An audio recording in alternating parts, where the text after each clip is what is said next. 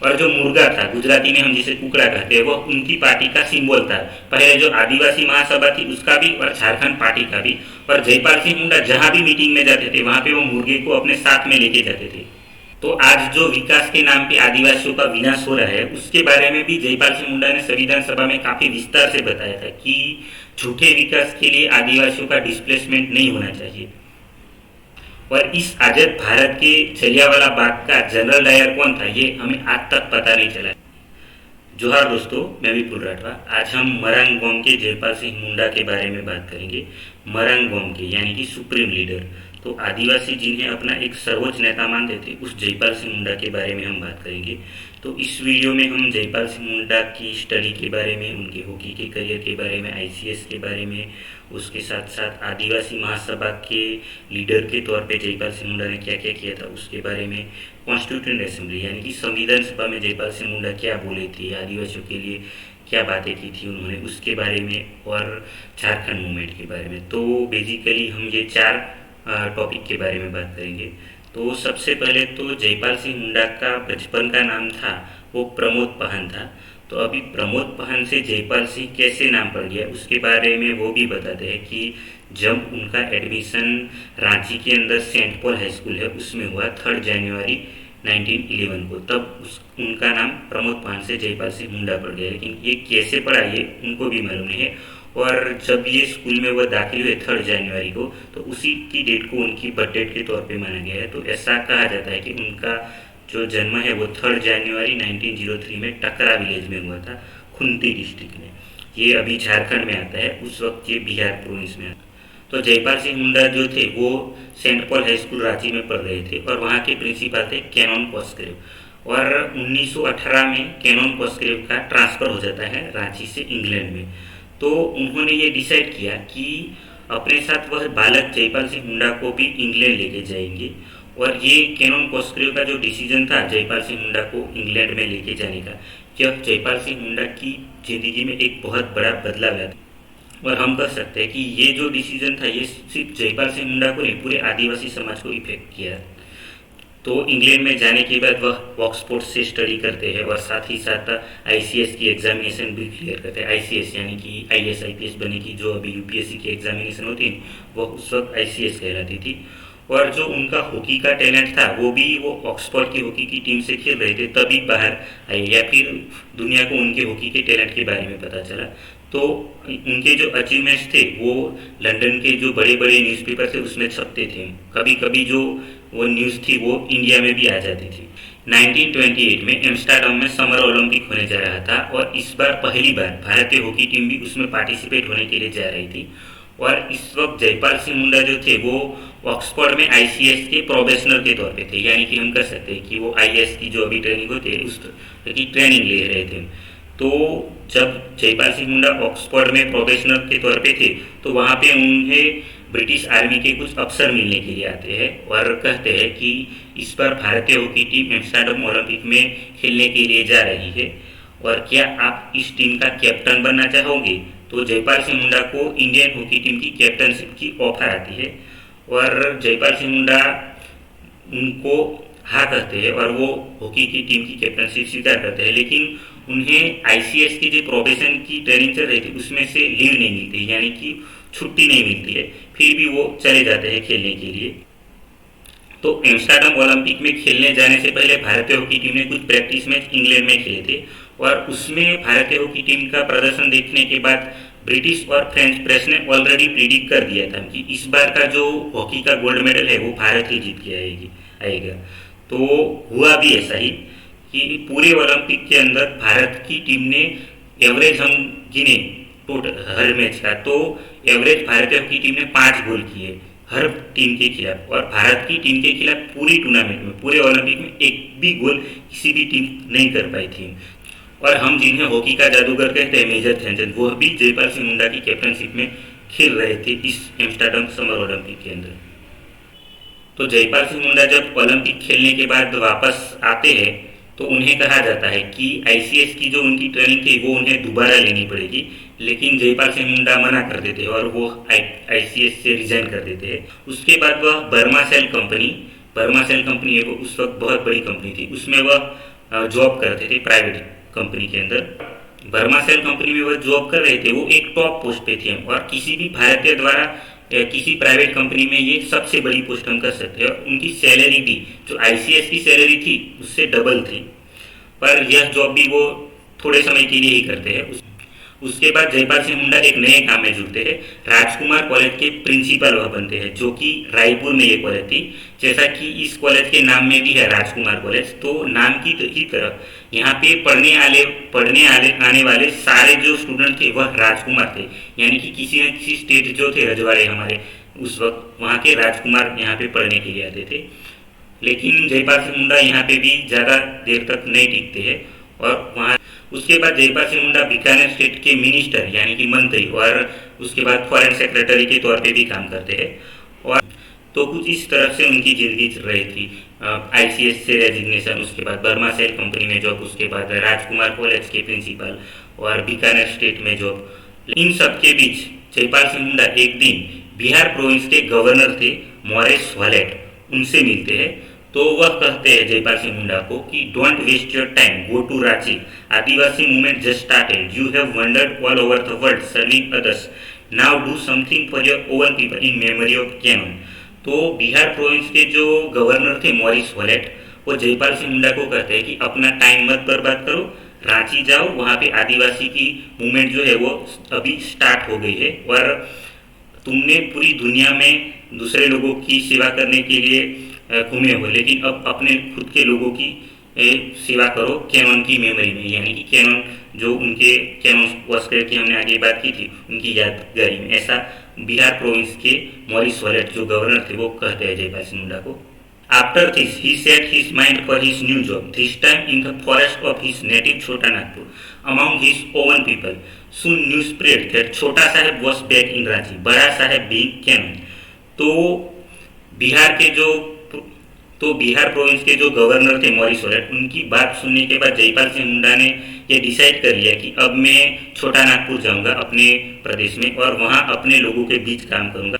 और जल्द ही खबरें भी फैलने लगी कि छोटा साहब रांची आ रहे हैं। छोटा साहब मीन्स जयपाल सिंह मुंडा और बड़ा साहब मीन्स कैनन कोसरे। तो आगे हम आदिवासी महासभा के बारे में और जयपाल सिंह मुंडा ने ये पूरी जो मूवमेंट थी उसको कैसे लीड किया उसके बारे में जानेंगे। तो जयपाल सिंह मुंडा के रांची आते ही तुरंत ही आदिवासियों ने उन्हें अपना मरांग बमकी यानी कि सुप्रीम लीडर के तौर पे स्वीकार कर लिया। और इस तस्वीर में आप जो जयपाल सिंह मुंडा के हाथ में मुर्गा देख रहे हो, ये भी कोई एक साधारण तस्वीर नहीं है, यह एक बहुत ही बड़ा सिंबल है उनकी जो आदिवासी महासभा की पार्टी थी उसका, और बाद में आगे जाके जो झारखंड पार्टी बनती है उनका सिंबल ये मुर्गा ही था। और इसकी भी एक बहुत बड़ी स्टोरी है, हम आगे जाके उसके बारे में बात करेंगे। तो वो रांची में आने के बाद जयपाल सिंह मुंडा वहाँ के जो आदिवासी लीडर्स थे उन सबको मिलते हैं और वो आदिवासी लीडर्स जयपाल सिंह मुंडा को आदिवासी महासभा का प्रेसिडेंट या फिर अध्यक्ष बनने के लिए कहते हैं। तो आदिवासी महासभा की दूसरी जो मीटिंग होती है वो हो रही होती है जनवरी 20, 1939 को। वहाँ पे एक रिवर थी रांची के अंदर, रिवर हारमो, उसके किनारे पे। तो इस बार जयपाल सिंह मुंडा उसकी अध्यक्षता करने वाले थे और कुछ पोस्टर या फिर नोटिस छपी थी जो यहाँ पे है, हम पढ़ते हैं दूसरी महासभा या फिर दूसरी मीटिंग आदिवासी महासभा की थी उसके बारे में। आइए, जरूर आइए, आदिवासी सभा की दूसरी महासभा तारीख 20-21 जनवरी 1939 12 बजे दिन शुक्रवार शनिवार को रांची के हारमू नदी के किनारे सभा भवन के मैदान में बड़े समारोह से होगी, जिसमें श्रीमान जयपाल सिंह आदिवासी एमए ऑक्सफोर्ड सभापति का आसन ग्रहण करेंगे। तो ऐसे कुछ बहुत बड़े पोस्टर छपे थे दूसरी महासभा या फिर आदिवासी महासभा की दूसरी मीटिंग के लिए। तो आदिवासी महासभा की पहली मीटिंग का दिन आ जाता है और रांची में एक जगह है बड़ा तालाब करके, वहाँ पे 65,000 से भी ज़्यादा आदिवासी जयपाल सिंह मुंडा की राह देख रहे थे उनका स्वागत करने के लिए। और जयपाल सिंह मुंडा ने जब मीटिंग स्टार्ट हुई तो उसमें उन्होंने इंग्लिश में, हिंदी में और अपनी मातृभाषी मुंडारी, इन तीनों भाषाओं में जो अपनी स्पीच थी वो दी। और तो बहुत दूर दूर से जो लोग आए थे जयपाल सिंह मुंडा को सुनने के लिए, तो वो मातृभाषा मुंडारी में जयपाल सिंह मुंडा की स्पीच सुनने के बाद उनका जो आने का प्रयोजन था वहाँ पे वो सफल हुआ और वो काफ़ी उत्साहित और लड़ने के लिए तैयार हो गए थे सभी। इस दूसरी आदिवासी महासभा की जो मीटिंग थी उसके अंदर एक खास डिमांड रखी गई कि छोटा नागपुर और संथाल परगना की जो इस विस्तार है जिसे हम अभी झारखंड कहते हैं, उसके लिए एक अलग प्रोविंस यानी कि अलग राज्य की डिमांड जो थी वो उसी मीटिंग से स्टार्ट हो गई थी। आगे 1940 में जयपाल सिंह मुंडा अंग्रेजी, हिंदी और मुंडारी इन 3 भाषाओं में 4 पेज का एक साप्ताहिक स्टार्ट करते हैं आदिवासी सकम के नाम से। और जो ये आदिवासी सकम का साप्ताहिक था वह जयपाल सिंह मुंडा के जो आइडिया थे उनको दूर दूर गांवों तक ले गए और लोगों को उसके बारे में एजुकेट किया, जयपाल सिंह मुंडा के ड्रीम के बारे में और उनका जो गोल था उसके बारे में। जब डिस्ट्रिक्ट बोर्ड के इलेक्शन हुए रांची में और सिंघम में तो उन दोनों जगह पे आदिवासी महासभा भी पार्टिसिपेट हुई और रांची के अंदर 25 सीटें थी, उसमें से 16 सीटें आदिवासी महासभा जीती और सिंघम में 24 में से 22 सीट आदिवासी महासभा जीती। तो ये जो रीजन था उसमें से इंडियन नेशनल कांग्रेस के एक बहुत बड़े नेता आते थे, डॉक्टर राजेंद्र प्रसाद, हमारे फर्स्ट प्रेसिडेंट या फिर राष्ट्रपति। तो राजेंद्र प्रसाद जी काफी चिंतित थे कि कांग्रेस अपना जो ग्राउंड सपोर्ट है वो यहाँ से गंवा रही थी। तो फिर वह आगे डिसाइड करते हैं कि इंडियन नेशनल कांग्रेस का जो सेशन होता है हर साल, वह सेशन रामगढ़ में रखते हैं। 1940 का जो आने वाला सेशन है वह नेताजी सुभाष चंद्र बोस जो कि अभी कांग्रेस से अलग हो गए थे, वह डिसाइड करते हैं कि कांग्रेस का जो सेशन हो रहा है ना उससे 2 दिन पहले वह अपना एक एंटी कॉम्प्रोमाइज कॉन्फ्रेंस रखते हैं और यहाँ पे लोगों को लाने की जो जिम्मेदारी है वह जयपाल सिंह मुंडा को सौंपते हैं। वह जयपाल सिंह मुंडा को कहते हैं कि आप मुझे लोग इकट्ठा करके दो रामगढ़ के अंदर।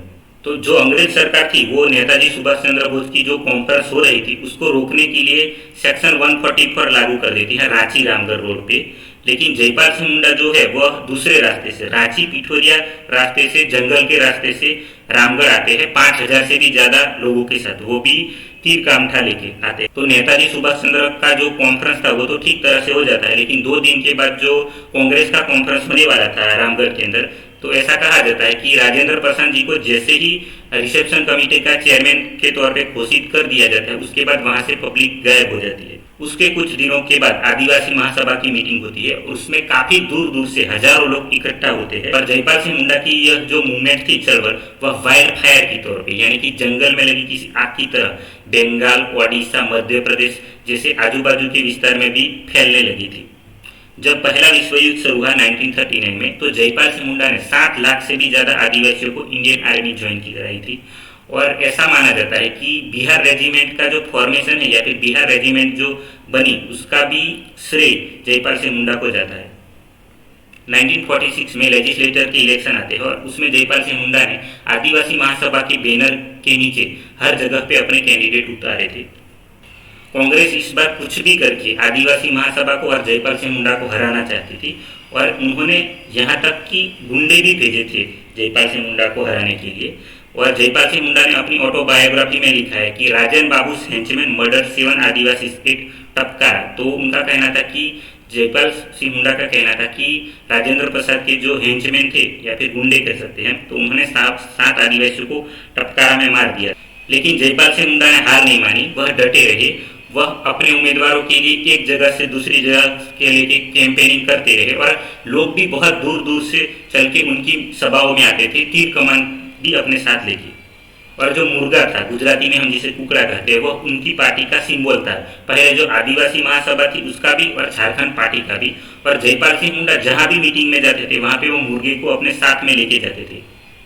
आज भी वहां के जो लोग हैं उनकी मेमोरी में है कि आगे भी जय जय, पीछे भी जय जय, बीच में जयपाल, आयुम पे हो दिसुम ते बचाओ ताना, यानी कि जयपाल सिंह मुंडा है वह अपने देश को बचाने के लिए आए। 1946 के इलेक्शंस के रिजल्ट आ गए थे और जयपाल सिंह मुंडा के साथ इनफ एमएलएस थे कि वह कॉन्स्टिट्यूएंट असेंबली या फिर संविधान सभा में अपनी जगह पक्की कर सके। और यहाँ से लेके वह 1940 से लेके पूरी अपनी जिंदगी तक एमपी रहते हैं, मेंबर ऑफ पार्लियामेंट, संसद सभा के सभ्य रहते हैं। यहाँ पे जयपाल सिंह मुंडा जब पहली बार संविधान सभा में बोलने के लिए खड़े होते हो उसका कुछ कंटेंट है, पूरा वीडियो भी मैं डिस्क्रिप्शन में डाल दूंगा। यहाँ पे वह जो बोले थे उसका अलग से मैंने रिकॉर्ड करके वहाँ पे रखा है। तो जयपाल सिंह मुंडा बोलते हैं, सभापति श्रीमान जी, मैं उन लाखों अज्ञात लोगों की ओर से बोलने के लिए यहाँ खड़ा हुआ हूँ जो सबसे महत्वपूर्ण लोग हैं, जो आजादी के अनजान लड़ाके हैं, जो भारत के मूल निवासी है और जिनको backward tribe, primitive tribe, criminal tribe और जाने क्या क्या कहा जाता है। पर मुझे अपने जंगली होने पर गर्व है क्योंकि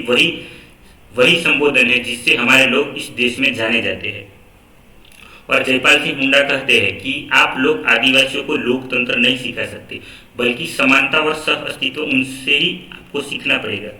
तो कॉन्स्टिट्यूटेंट असेंबली या फिर संविधान सभा में जयपाल सिंह मुंडा मोस्टली 2-3 मुद्दे पे बोलते हैं। सबसे पहले तो ट्राइबल राइट्स के बारे में, आदिवासियों के अधिकार जो 5th शेड्यूल और 6th शेड्यूल है, जिन्हें हम 5वीं अनुसूची 6ठी अनुसूची कहते हैं, उसके बारे में जयपाल सिंह मुंडा ट्राइबल एडवाइजरी काउंसिल या फिर आदि जाति सलाहकार परिषद के बारे में बोलते हैं कि तुम लोग सिर्फ आदिवासियों को बड़े बड़े नाम मत दो, उनको सही पावर भी दो। तो वो टीएसी या फिर आदि जाति सलाहकार परिषद को पावर देने की बात करते थे।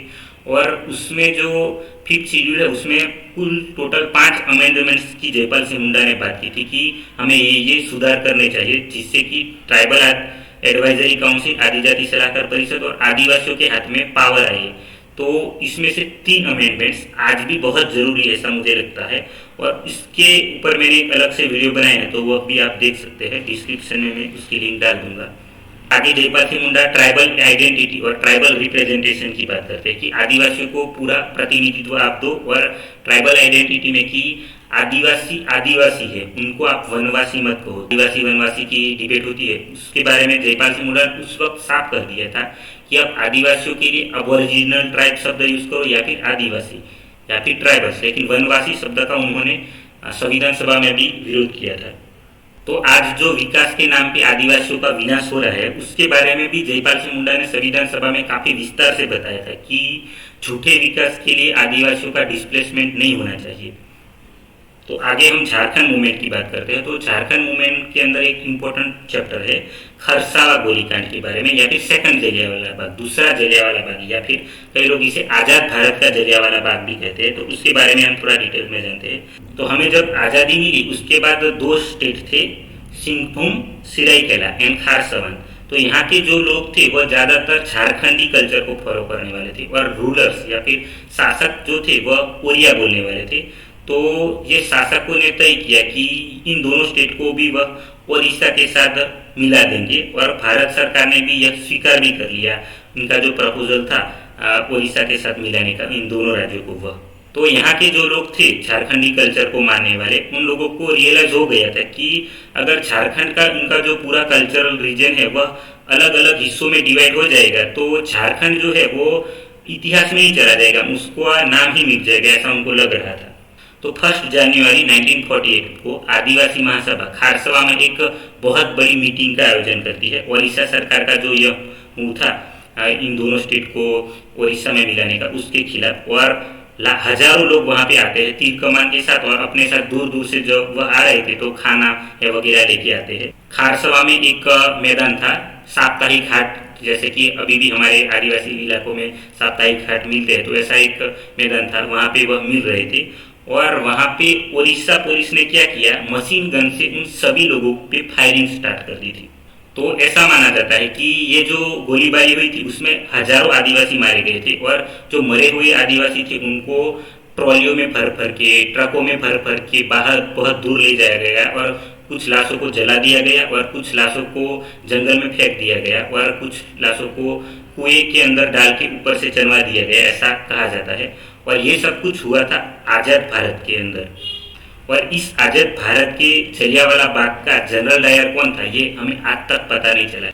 आगे चल के December 31, 1949 एंड January 1, 1950 इन 2 दिनों के लिए आदिवासी महासभा की मीटिंग होती है, और काफ़ी सीरियस डिबेट और डिस्कशन के बाद यह तय किया जाता है कि आदिवासी महासभा को एक पॉलिटिकल पार्टी के तौर पे कन्वर्ट करते हैं, और उसका नाम झारखंड पार्टी रखा जाए। 1952 में स्वतंत्र भारत का फर्स्ट जनरल इलेक्शन होता है, और इसके अंदर झारखंड पार्टी एक शानदार प्रदर्शन करती है।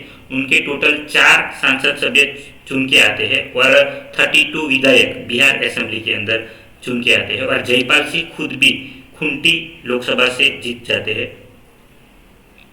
और ये जो 32 विधायक थे बिहार लेजिस्लेटिव असेंबली के एमएलए, वह स्टेट रीऑर्गेनाइजेशन कमीशन को 1944 में एक मेमोरेंडम भेजते हैं सेपरेट स्टेट के लिए। 2 फरवरी 1955 को स्टेट रीऑर्गेनाइजेशन कमीशन की जो टीम थी वह रांची आती है, लेकिन जयपाल सिंह मुंडा उनके सामने उपस्थित नहीं हो पाते हैं। तो यह कमीशन रांची आया, उसके आगे के एक दिन पहले बिहार स्टेट के जो मुख्यमंत्री थे और कांग्रेस के बड़े 2 नेता थे, वह जयपाल सिंह मुंडा को मिलते हैं और बताते हैं कि पंडित जवाहरलाल नेहरू, हमारे देश के फर्स्ट प्राइम मिनिस्टर जो थे, उन्होंने उन्हें जयपाल सिंह मुंडा को, मुख्यमंत्री जी को और दो कांग्रेस के बड़े नेता थे उनको दिल्ली बुलाया है झारखंड जो टॉपिक है उस पर चर्चा करने के लिए। और उन्होंने जल्दी जल्दी में ही जयपाल सिंह मुंडा को गवर्नमेंट एयरक्राफ्ट जो सरकारी विमान होता है उसके अंदर बिठा दिया दिल्ली के लिए, और वो जयपाल सिंह मुंडा को दिल्ली में ही रखे। जो ये कमीशन आया था उनके जाने तक जयपाल सिंह मुंडा को उन्होंने दिल्ली से आने ही नहीं दिया। वह जयपाल सिंह मुंडा को कहते रहे कि प्रधानमंत्री जी आपको दोपहर में मिलेंगे, कल मिलेंगे, आगे के दिन मिलेंगे, ऐसा करके 2 दिन तक जयपाल सिंह मुंडा नेहरू जी की ओर से कोई बात आएगी उसकी प्रतीक्षा की। उसके बाद तीसरे दिन जयपाल सिंह मुंडा नेहरू जी को मिलने के लिए खुद वहाँ पे पहुँच गए। और जब नेहरू जी से वह मिले तो उन्हें पता चला कि नेहरू जी ने ऐसी किसी मीटिंग की बात ही नहीं की थी। तब जयपाल सिंह मुंडा को पता चला कि यह उनके साथ एक बहुत बड़ी साजिश हुई थी। के बाद 1957 में फिर एक बार जनरल इलेक्शन आते हैं और इस वक्त भी झारखंड पार्टी के 34 विधायक और 5 सांसद चुन के आ जाते हैं। 1963 में पंडित जवाहरलाल नेहरू जी की ओर से जयपाल सिंह मुंडा को एक प्रपोजल आता है कि आप झारखंड पार्टी को इंडियन नेशनल कांग्रेस के साथ मर्ज कर दो। जयपाल सिंह मुंडा एक भारतीय राष्ट्रीय कांग्रेस या फिर इंडियन नेशनल कांग्रेस थी, उसके सामने वन मैन आर्मी थी, वो अकेले थी। और जयपाल सिंह मुंडा को नेहरू जी ने यह वचन भी दिया था कि उनकी पार्टी अगर इंडियन नेशनल कांग्रेस के साथ मर्ज हो जाएगी तो वो जयपाल सिंह मुंडा अलग झारखंड की जो ड्रीम देख रहे हैं उसमें वह मदद भी करेंगे जयपाल सिंह मुंडा को। और जयपाल सिंह मुंडा तय करते हैं कि वह इंडियन नेशनल कांग्रेस ज्वाइन कर लेते हैं और उन्होंने इंडियन नेशनल कांग्रेस ज्वाइन कर लिया। लेकिन जयपाल सिंह के कांग्रेस में ज्वाइन होने की 1 साल के भीतर ही नेहरू जी की मौत हो जाती है। और नेहरू जी के अलावा कोई कांग्रेस का ऐसा लीडर दूसरा नहीं था जो जयपाल सिंह मुंडा को सपोर्ट करता हो या फिर जयपाल सिंह मुंडा को वो समझ सके। तो यहाँ पे काफ़ी लोग जयपाल सिंह मुंडा और नेहरू इन दोनों पे एक आरोप लगाते हैं। नेहरू जी पे ये आरोप कि वह झारखंड का मुर्गा खा गए, यानी कि जो झारखंड जी की जो पूरी मूवमेंट चल रही थी उसको वो निगल गए। और जयपाल सिंह मुंडा को ये कि झारखंड की जो पूरी मूवमेंट चल रही थी उसको उन्होंने बेच दिया। यहाँ पे हमें खुद से ही सोचना चाहिए कि जो इंसान अपनी पूरी जिंदगी आदिवासियों के अधिकारों के बारे में बात की और अपनी अलग स्टेट का उनका खुद का स्वप्न था उसके लिए उन्होंने सब कुछ छोड़ दिया, वो इंसान कैसे बिक सकता है। तो जयपाल सिंह मुंडा के बारे में आगे हम नेक्स्ट वीडियो में बात करेंगे। तो इस वीडियो में जयपाल सिंह मुंडा को लेके मैंने जो भी बातें की है वह जयपाल सिंह मुंडा की एक बुक है the life and times of Jaipal Singh Munda उससे ली गई है।